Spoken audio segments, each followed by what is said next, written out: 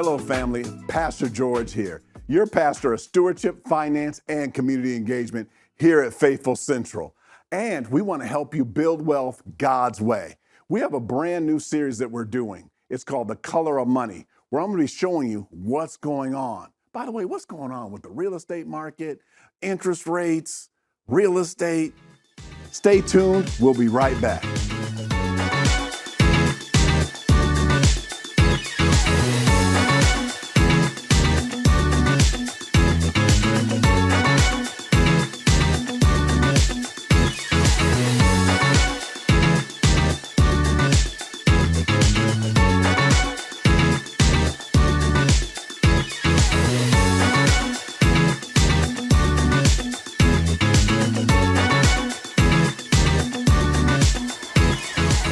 Hello, family. We just finished our corporate fasting. And many of you did the financial fast. You also may have did the Daniel fast. Also, as you know, we were fasting also for the homeless situation here and also abroad. So one of the things we want to make sure that we do right now is we stay focused on what our goals are. So we have a brand new series this month, and it's called The Color of Money during Black History Month. And doing this series with me today, I have our co-host, Dannete Wilkerson. Dannete, how you doing? I'm doing good. I love that. The color of money. I'm assuming we're talking about us. Yes, we're talking about us, and we're also talking about money. Okay. So one of the things is, Dannete, is people are asking a lot of questions, about the economy and everything and different things that we're seeing and things like that. And first of all, did I receive any questions? I know you do the Ask George. So I do. Dannete seems to know these, so yes. I know all the questions that everyone wants to know the answers to, and they ask you. And so that wasn't a lot of topic going on this month for this particular series because we're just getting into it. But I have been getting this question because on the news lately, everyone keeps hearing about the Fed's raising interest rates. So I had about 5 of those questions in the past week. So they definitely want to talk about that. All right, gotcha. So first thing I want to just say, even before we get into that, is that we want to understand how to manage our finances. But first of all, let's just talk about with the Fed. The Federal Reserve is that the Fed has come out, and there's a person that's the chairman, his name's Jerome Powell, and one of the things is he says that the Fed may raise interest rates. So just so everybody knows, what difference does it make? What does it make if someone raises interest rates? So that means if you want to refinance your home or you wish to purchase a home, which I want to talk about, if you want to refinance your home, purchase a home, buy a car, buy things, it's going to make it a little bit more expensive. So it may prohibit people from doing that. And you say, well, what difference does that make? Well, see, someone may want to refinance their home to take that money to buy something else, because that's why they're doing. That's why that may have that effect. Second thing is this: why would they raise interest rates? Because we're living in what's almost like a hyperinflation environment right now. What you're seeing right now is you're seeing how, and then you know what inflation is, obviously, right? Inflation is there is a lot of money supply, and then there's a limited number of products, so that drives the price of that up. You're saying, well, what does that mean? Well, that means that, like, you see how everyone couldn't travel during the pandemic, and then the minute people could travel, then people were hyper traveling. Right. People tell us when they went to Hawaii, they went places and they couldn't even get a rental car, and they found other places. Then people are driving around a U-Haul. It's because there are only so many cars, so people would raise the price, but then they still were running out of it. So what they do is they raise interest rates to slow down the economy in those areas. So that's why they raise interest rates. And last thing, and then you can ask me the next question, is this, is you'll see that they said they may raise interest rates 4 times. I think that's kind of a smart thing, the way he said that, because they may do it, they may not, but when they put it out there, then that you see how the markets and you see how different things respond to that, and especially the real estate market as well. Absolutely. So yeah, I'm here to chat with you so that the viewers can understand. I just want you to direct them properly. Like, so we always talk about buying real estate, saving money. Right. We just did this last week. We talked about why we were settling into a space of saving and investing and all those sorts of things. So, I'm more interested in real estate. That's my whole get down, right? I mean, all I want is for people to be homeowners, Right. really, right?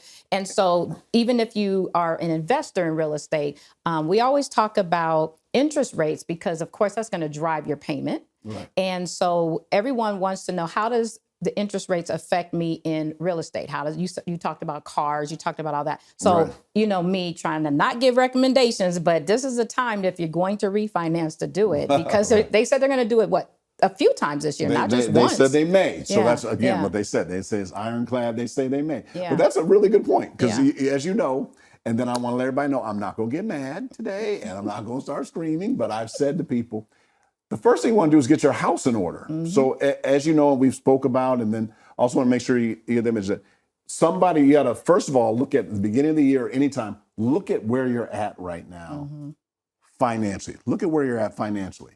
Like either you're at one of 5 levels. You're struggling and sinking. That means you have the inability to pay your current bills. Next level is steady. You have just enough to pay your bills. Then there's solid. That means you're doing pretty well, putting in your 401k, taking vacation. Then surplus extra money, highest level service. Not concerned about money, just doing whatever God put you on this earth to do. So that's where you're at. What people need to decide is, first of all, and we also said beginning of the year, right now we come through a fast earlier. Actually, you should do it anytime. Right. Is look at what position you're at right now. And then now I'm going to take this out of Danette's playbook. The first thing you actually want to do is set up, we used to say an emergency fund. Correct. But we stopped saying that after the pandemic because we always tell people, Everything's hey, an save 3 to 6 months. But then it was like, the pandemic was supposed to last a month. But now we're heading into almost our 3rd year of the pandemic and all these things that are going on. So what happens is somebody wants to have an emergency fund or money they just have saved up. But this is an important thing, and then I'm going to ask you about this, Dannete, is we got to have a why. Why are we saving money? Yeah. Are we saving money to, and then so Dannete, what's the number one reason why you think people save money what do you think the number one reason for you is? Oh, for me to buy a house. There you go, everybody. She wants everyone to buy a home, right? But then also, I'm going to put these together because I'll swing it back to real estate on this. You also may want money to buy a business and everything. You also may want money for college. Yeah. And the reason why these all swing back to real estate is that now I decided a little while ago that a lot of times a lot of real estate that I hold and also real estate that you hold, that actually is a business now in California. And I just want everybody to know. And if you watch me on Sunday when I'm doing the offering, and if you guys have watched over the last couple of weeks, there's a stadium in Inglewood called SoFi Stadium. And I told everybody they should open up a business just driving people to the stadiums and everything that. Yeah. And doing that. But we want to be able to save money to achieve a goal. So again, I'm not telling you to write anything. I'm not telling anybody to write anything down. Yeah. I'm telling everybody to type it down. Is the number one, write out a financial goal that you want. In other words, you're going to have to want this goal more than you want to go out to eat all the time. Right. You're going to have to want this goal to help you achieve your goals and everything. And then to be able to walk through that. So if we look at reasons why somebody doesn't achieve that goal, Dannete, I'd probably say number one is not having a budget. And these are all number ones because it's time for number one. The second is the level of debt that someone's carrying. Yeah. Would you agree with that? I am a fan of the debt elimination plan. Right. We have these series of classes all year long. The most important one relative to real estate is the debt ratio. People hear that term and they're like, what does that mean? I don't understand. But your income compared to your debts is a ratio that the lenders look at to say, okay, you can afford this much more spending in your budget. And most people don't know what that is. So if you're aware of what those ratios look like, you should always be making more money than you're spending, right? Yes. You shouldn't spend all your money. Yes. Your budget should not be bottomed out at the end of the month or in the negative with excess fees because you overspent and then you had to, get some kind of fee for them to lend you money. Because I know we're going to talk about this bank thing, right? About, saving and borrowing and all that. But debt elimination is very critical because what people don't understand when they get into the home is that they have other expenses that come with that. So I am preaching buy a home, but you have to understand that you're going to have to stop spending so much on certain things, because now you're going to have to pay for a lot of things that your landlord was paying for before you bought the home. So yeah, just people want to, understand how the interest rates affect them. You want to buy when interest rates are low. And I know you have a mantra, buy low, sell high, and all those good things. But yeah, you can share with them, because that's my main topic of conversation that a lot of people ask about when we're getting questions. But one thing you hit on, though, also is that I want you to understand, when you have home ownership, and this is things that I said in the past, is that one of the things is that you have to move from a renter mentality to an owner mentality. Exactly. And I'm going to precursor, let everybody know, we're going to do another series where I'm going to really hit hard in the area of real estate, but I want to make sure we're ready for that conversation before we have it. Yeah. So I'm just going to say this, and then you can add some color to it if you want to. Number one is that you want to get qualified, is find out how much home you can afford. And then you want to start getting a budget, and then you want to start eliminating, your debt. And one way of doing that is, and actually we've done shows on this also in our book, we've done shows that stop spending money unnecessarily. Yeah. Okay, I'm gonna get started. So if you say, George, how do I stop spending money? Then go on. There's this thing. It's called the financial fast. And what you do is you take time and you actually stop wasting money. So we're gonna stop wasting money. You know what I'm gonna do the next time I go to SoFi Stadium? Next time I went with this guy, his name is Patrick White. Me and him went down there, and I said, you know what I'm gonna do the next time I go down there? I'm gonna bring him with me, and I'm gonna bring my kids. Okay. Him and Buster. What I'm gonna do is this. My kids are gonna walk up and say, Dad, can I get an $8.50 hot dog? Oh my goodness. I'm gonna clutch my chest.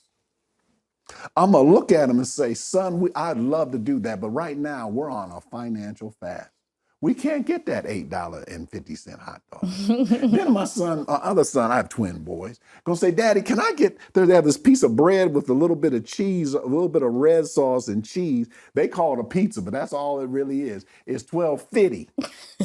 50. My son will say, Dad, can I get a slice of pizza? Son, I'd like to get a slice of pizza. Do you know where I'm going, everybody? But you know what? We doing the financial fast. But they won't even ask me for that, because I'm going to go to Costco beforehand, and I'm going to go up to the food court, step back, look at my son, look at my other son, and say, and Pat and Buster, and say, go ahead and knock yourselves out. Get as much as you want, up to $20. I'm joking, but what am I saying? We're going to start making alternative decisions that will get you further ahead so you can buy what you really want. Because that is one of the biggest things holding people up, is they give up something they really want for something they get right now. And when you learn how to delay gratification, I know I don't want people calling me from the whole child, whatever, whenever you do all these things that I do and doing it. But what happens is we teach children. I'm gonna do an interview with Rites of Passage. Teach children at an early age how to delay gratification. Yeah. And people aren't taught that at a young age, and then it affects them later. Like one of the things is people, when kids open up a refrigerator, everything in there free. So then they get used to just ask, and then they can ask for it, and it just show up. And now they got apps for it. You know what I mean? They just, now people put stuff on that little app, and then the people just show up, and it's right at the door. Yeah. So what we want to do is understand how we're spending, and then utilize that, and then do that correctly. Well, let me add to that, because a practical thing that a lot of people, when I help people with budgeting, they get a little agitated with the word budget, because it just seems like they're boxed in and they can't do what they want to do. Bishop joked about this a couple of weeks ago. I feel like it was two Sundays ago. He was talking about shoes, women. Yeah. How many shoes do you need? I mean, I do need shoes now. And I know guys, they need their sneaks and all that good stuff. But the key to the wanting versus the needing thing that you did talk about in the fast is the budget. Right. It's nothing wrong for me to buy shoes, matching shoes, by the way. But no, seriously, shoes clothes, hats, skirts, scarves, whatever you got, your cars, guys like the, the fancy cars and all that stuff. There's nothing wrong with getting it, right? Right. Isn't it just about budgeting? Right. Plan for what you want as opposed to, automatic splurges or getting it because you want it right now. I like the term you use, and I've used this in the past too, our favorite term, delayed gratification. That means you can get it. Exactly. You can get it, just not right now.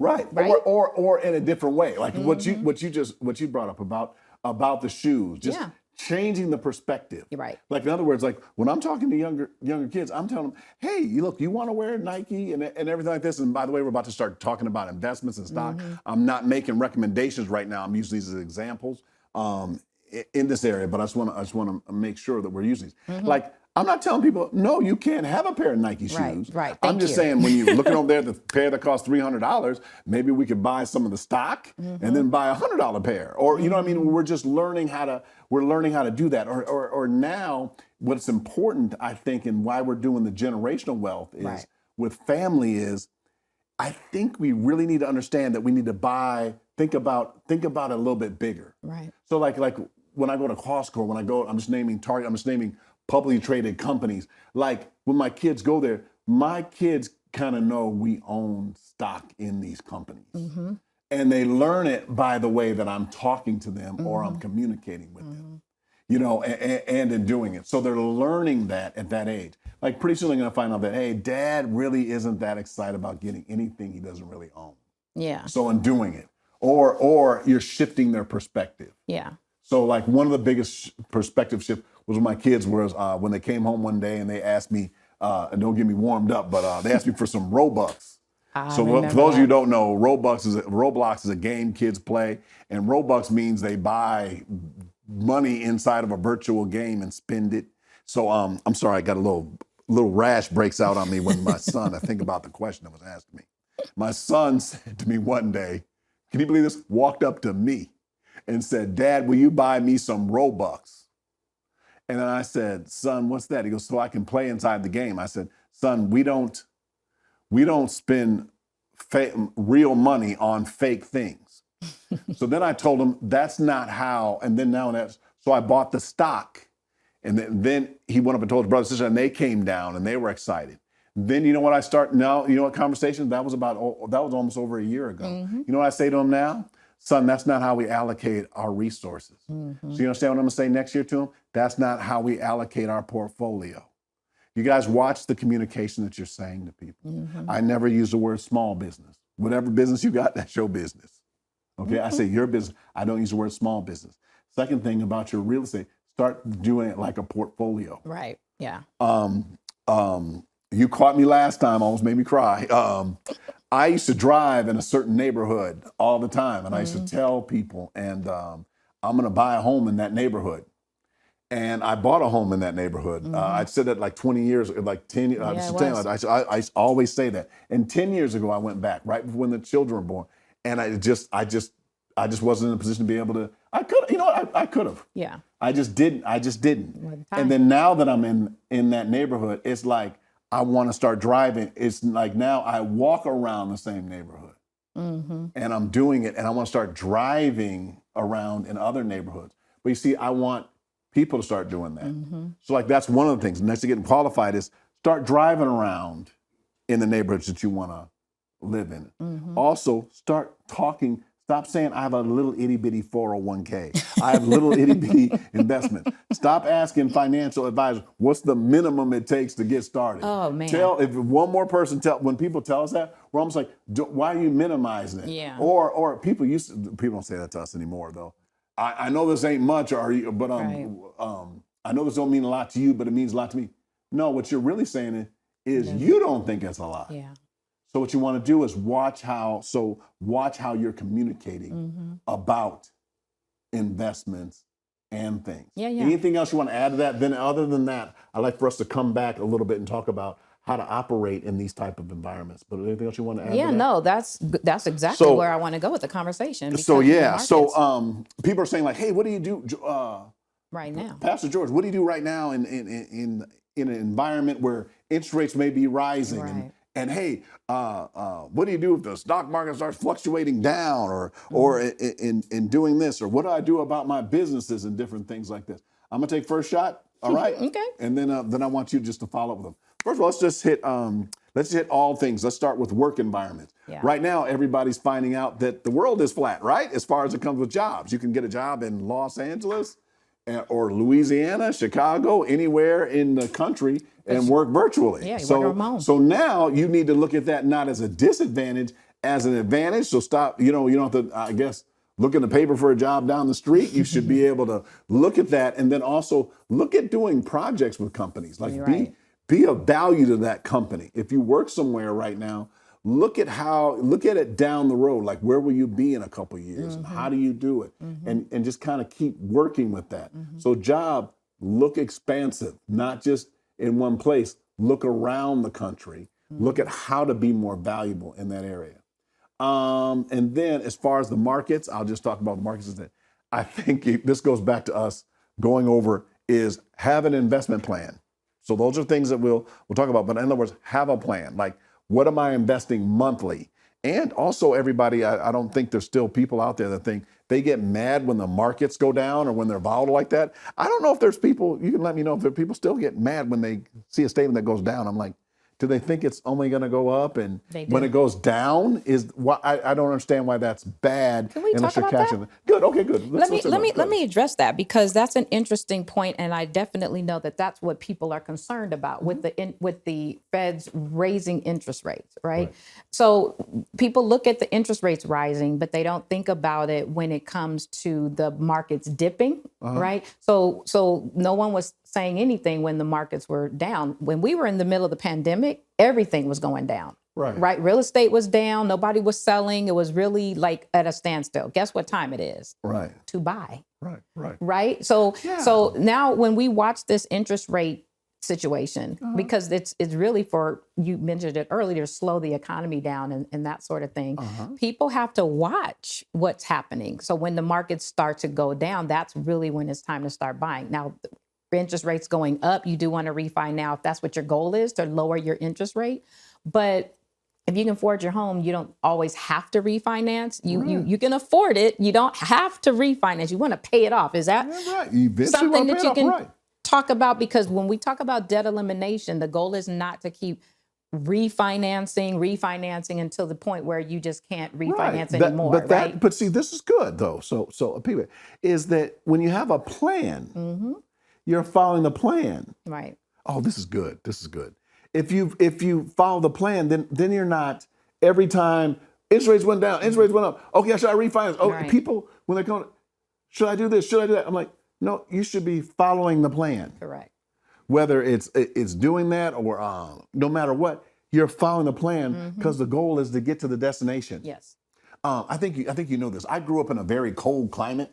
I grew up in Minnesota, and I remember this. The post office used to have, there's this guy we used to pick up, and he was a really good volleyball player. So we used to pick him up and it used to say right on the outside, right there in the post office, said, not snow, not ice, not dead of night will stop us from delivering this package. And I was like, wow. And listen, like snow, and it would say like we can deliver this in any weather. Right. And I was like, and it was just, and then I found out, I guess it was just in that post office they had that written. Some people say rain, sleet, or snow. We don't have that here in LA. Snow, whatever it is. But the point is, they said, we'll deliver this package. Right. And I said, that's more of a mindset. Right. That's a mindset more than it is about the temperature. Because see, people are like, hey, this went up, or it's a bad day in the market, it's a good day in the market. It's like, no. I'm running my plan. Right. And then in any market, you should be able to thrive and have a plan in that area. And that's something that we also do when we do at our firm. One of the things we do is something called a total wealth management pack, a plan where we kind of show you how to do it. But these are the elements of it. You know what I mean? The elements are that you pay down your debt. Yes. You can control that. You can invest monthly. You can control that. You can buy an undervalued property. I'll let you talk a little bit about that, but we're gonna do a whole show on that. Because when you said the real estate went down, actually, when you said the markets went down, real estate actually hasn't gone down. It's slowing down a little bit, and interest rates will make it slow down because now people won't be able to, when they raise interest rates, you're going to tell us they can't afford as much house as they could if it were that way. Correct. So then that goes back to having a plan. Yeah. Some people's plan is they should move in with a relative, Oh my and they gosh. should go together. And some cultures do this all the time. Is they should move in together, pay less rent, so they both can pay down their debts and then buy a home. Yeah. And then everyone move in there, and then keep doing it, and then buy another home and doing that. Yeah. And Dannete, let the record reflect.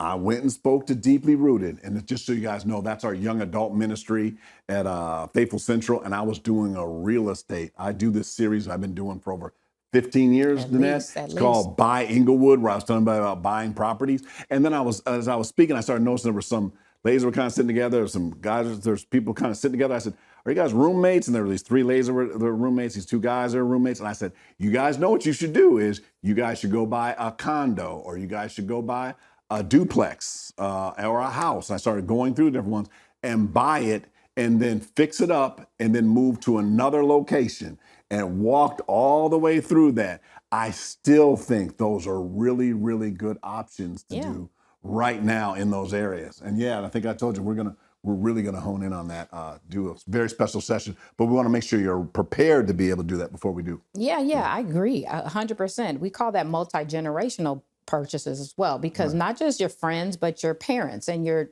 downline, your children, your grandchildren. That's what a lot of people did in the last several years. They combined their households, and especially during the pandemic, because grandparents are taking care of kids, homeschooling, but just allowing yourself the opportunity to build wealth. One of the things we used to teach a long time ago is for parents to buy their children a condo. Right? You buy that for them to live in it while they're in college. When they get out of college, then you rent that out to other college students, or you buy a condo with a couple of rooms in it and you rent those to other parents whose students are also in college. Right. Because when you do things together, I mean, we've talked about this a dozen times, but you get further faster when you're not alone in your endeavors. But the ebbs and flows of real estate, people just aren't really aware of them. The markets do continually climb, but they do go down. They go up, they go down, they go up, they go down, just like anything else. So people have to be aware of when that opportunity comes in. And to do that, you just need someone that can help you, guide you in that regard. And I know you talk a lot about, with our clients at the firm, headwinds and tailwinds. Oh, yeah. I mean, share with the viewers, since they're not clients. I mean, they're I will call them set for life clients, if you will, family. Okay. Talk about that, because I know we're going to run out of time soon, and I don't want them to miss the opportunity of just kind of understanding, since we're talking about the state of the economy, what does that mean? Help us out. Right. So no, what we do is I always, whenever we're doing I always talk about headwinds and tailwinds. So headwinds means there's something that's kind of slowing down the economy, or people, or different things that's slowing us down. And then tailwinds are the things that are pushing us ahead. And the reason why I always go over these is it's always good, as you know, that we always can talk about these things, because so we don't always focus on the bad or different things that are going. So I'll start off on a little bit on the harder side, is that some of the headwinds we have right now is you're seeing interest rates are going up. So then that's something that can bring things up or slow down the economy, or if the economy slows down and different things like that. And then also that leads us to inflation, everything. Those are just a few of the headwinds. Tailwinds, things that are going that are going well. Good, the markets are still doing well. Yeah. Also, whenever we do investments, is good companies are never go out of style. Right. And then also looking at, there are certain areas, and can't get too deep into today, but there's certain areas like sectors and everything, whether it's in health or just different areas that will do well, I think, in the future. And that's also not a stock tip. Right. It's not a stock tip. And doing it, but also unemployment. Like most people, like now, I think there are more opportunities for if you want to work at a different job or different things. Like there's people that I found out, hey, they get a job and it's in Texas, and they live in California. They live in different. They should use that. And then also, if you're opening up a business, I think, or running a business, I think for you to grow and have your expenses lower, there's a lot of advantages in that in the area of tailwinds. And then, like I said, we want to help you. So there's a lot of different areas we'll be covering this year in that to help people. So those are the headwinds and the tailwinds. Again, Dannete, everybody, I want to give Dannete a hand doing just an awesome job. And then also, we want to see on our next episode, but we want to make sure that we're also hitting all the topics. So what we want to do in Set for Life is we're showing you how to live your life by design, not by default, by having a plan. So you want to have a plan as far as your income plan. Then you also want to have a debt plan. Then you also want to have a tax plan. And then there's also something we call the blueprint. That's an estate plan. And then I didn't forget number 5. That should come before the estate plan. An investment plan, whether that's stocks, bonds, mutual funds, retirement, and then also real estate. We want to make sure you have all those plans, and then you also put them together. If you have any questions, we'll also put our information in there so that we can also give you some information. We look forward to seeing you on our next episode.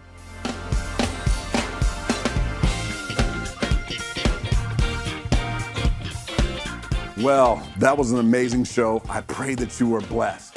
There is so much going on with the economy. Just know that we're here to guide you through it. And regardless of the situation, God is still on the throne. If you'd like more information, please go to our website at faithfulcentral.com, or you can go to my personal website at georgebthompson.com, and you can go to a previous episode and give you some more information. I look forward to seeing you on our next episode.